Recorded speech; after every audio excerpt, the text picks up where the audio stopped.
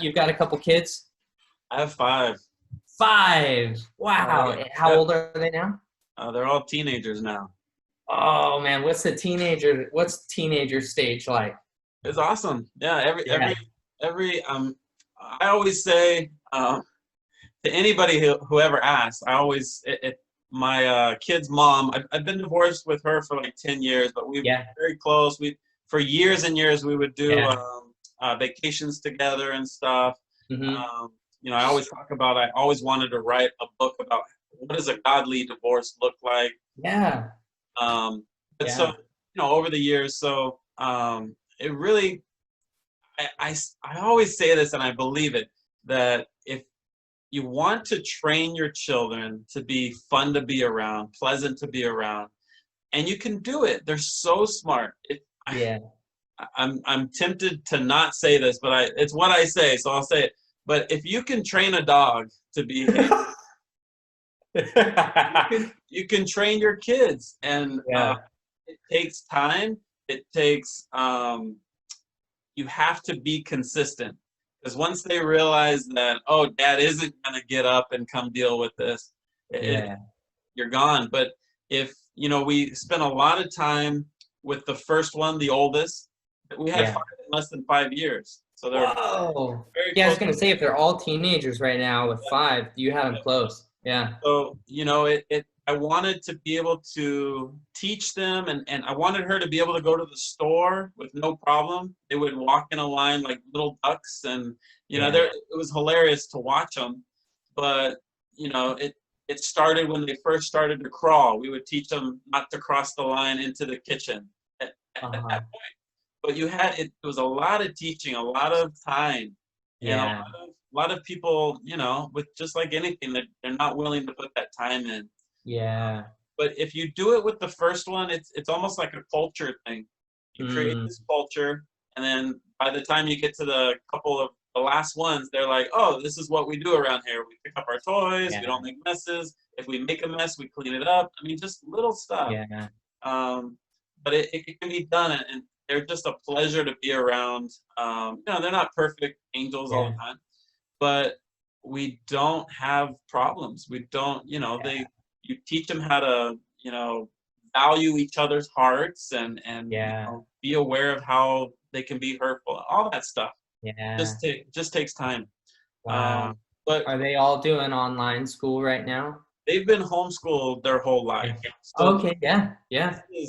this is just normal for them. Yeah. True. Really not that big of a deal for them at all. Yeah. Um, Other than they go to a church, they go to the First Baptist Church of Clovis, um, Okay. and so that kind of changed. They didn't being homeschooled. You have to really put the effort into being around different social wise. Uh, Yeah. but I always took them with me to different ministries like homeless ministry or wherever, Yeah. and so they got to see different cultures, different people, and so they're really I love them to death. They're my kids, but Yeah. just they're a lot of fun to be around. And That's cool. they're thinkers. You have conversation, though, but every stage is amazing. Don't believe the horrible twos or whatever. We have wonderful twos. It's Yeah. just think outside the box. What is God's heart in this situation? So. That's Um, good. I definitely encourage everyone to enjoy their kids, let them be a blessing and stuff. So That's good. What would you say maybe for us with a 3-year-old, 1-year-old? Like what are you mentioned training, right? And I like that. If you can train a dog, you can train a kid. If you can dodge a wrench, you can dodge a ball. yeah. If What are like a couple things you would say these are essentials to train them in when we're looking at a 3-year-old, a 1-year-old here? What are some things you would start kind of ingraining in them? So that's kind of the first thing is for their safety. A lot of it Yeah. is trying to keep these kids alive. That's very true. Right. We Yeah. we never like child-proofed our house. I'm not Yeah. saying not to do that, Right. but we would just teach them. You get Yeah. like take an outlet, electric outlet. Um, you as soon as they start to they can understand a lot more than you think. They understand like pain or a little, Yeah. So I would always get close to the electric outlet and kind of pretend I was going to touch it and just like, but you're starting to communicate with them. Yeah. But anytime they go by there, you can we always did like a 3-step. I think you have to be very kind of legalistic until they can understand communication into the heart. Yeah. So if they would touch something they weren't supposed to, the first thing I would kind of take their hand and go, no, no. Yeah. Just like that. If they did it again, I would do it a little harder. Yeah. No, no, don't touch that. And the Yeah. third time would be the hardest, but not like hitting them. Yeah.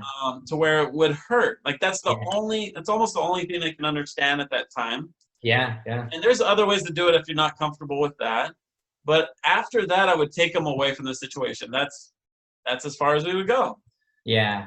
They would kind of, oh, okay, it would register, and then they might go back depending on your kid's personality. They're all that is true. But if they go back, this is what I mean by the consistency thing is you got to be willing to no. And then they start putting it together.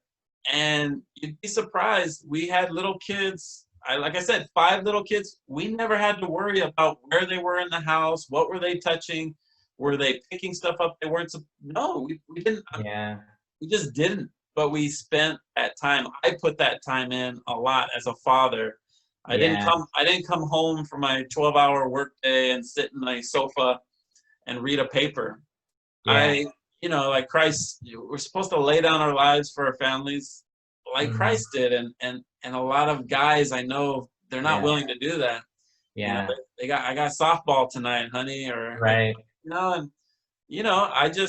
I had different values or priorities at that time. Yeah. That was important to me. And it might not be for other people. And then also kind of creating, but that's the big one. I would steer everybody towards Danny Silk. I don't know if you're familiar with like the Bethel ministry, in Reading. There's Danny Silk. He's kind of an expert in relationships. And so he has stuff on marriage stuff, but he has stuff on kids. And he has one called Raising Your Kids on Purpose or something like that. Okay, yeah. It's probably the best book for kids. A lot of times we're only given one tool from our parents, and that's the hammer. I'm going to spank you or hit you. And I try to get away from that as soon as possible and connect with their heart like God does with us. And so it's based off a Christian book. This guy did a lot of work with foster kids where they couldn't spank. So that kind of helped him. Oh, you know what? Actually, spanking, it might not communicate the love of God or whatever. And he had to figure out, well, what can we do? And so he gets into that. So it's pretty interesting. It's like helping your kids pick up their toys. Make as much mess as you want, but before we do anything else, we pick up our toys. Yeah. Well, it's very easy to just, we're in a hurry. Let me do it for you real quick. Yeah. Stuff like that. But he has gobs and gobs of examples. I would definitely look that up for it. So big time. That's good, man. Thank you for that. It just sounds like, the hard work on the front end definitely has its payoff on the back end if we're willing to do it and be consistent in it. Yeah. Especially keeping their heart. One of my mentors, and I'm not going to let you get this focused on me too much, because I can talk forever, right? I love it, man. It's fun. Like I said, I enjoy the conversation, and nobody wants to hear Dave Hawes for an hour. So I love hearing parenting advice. We're learning. You can definitely come back. We can finish your story or whatever. But I had the pleasure and the honor of being connected to a guy named Lou Engle for a long, long time. And he had like 6 kids at the time. but he kind of broke that idea. He told me, Nick, you never have to lose your children's heart. You know, keep their heart, keep that relationship. And this was different wording than Danny Silk had, but eventually Danny Silk's really good at like really fleshing that out. Yeah. But Lou Engle told me, don't believe what everyone says that you're gonna have rebellious teenagers. I've never had a rebellious teenager. I've got 5 of them, so I try to be careful because who knows, right? Yeah. Yeah. Don't get too cocky. Yeah. Yeah, but so far so good. But just guys like that were like breaking that mentality. We like you hear parents talk about their kids as little monsters or that troublemaker. Like we say it in a nice, oh, troublemaker, but what are we really telling them? What are, just being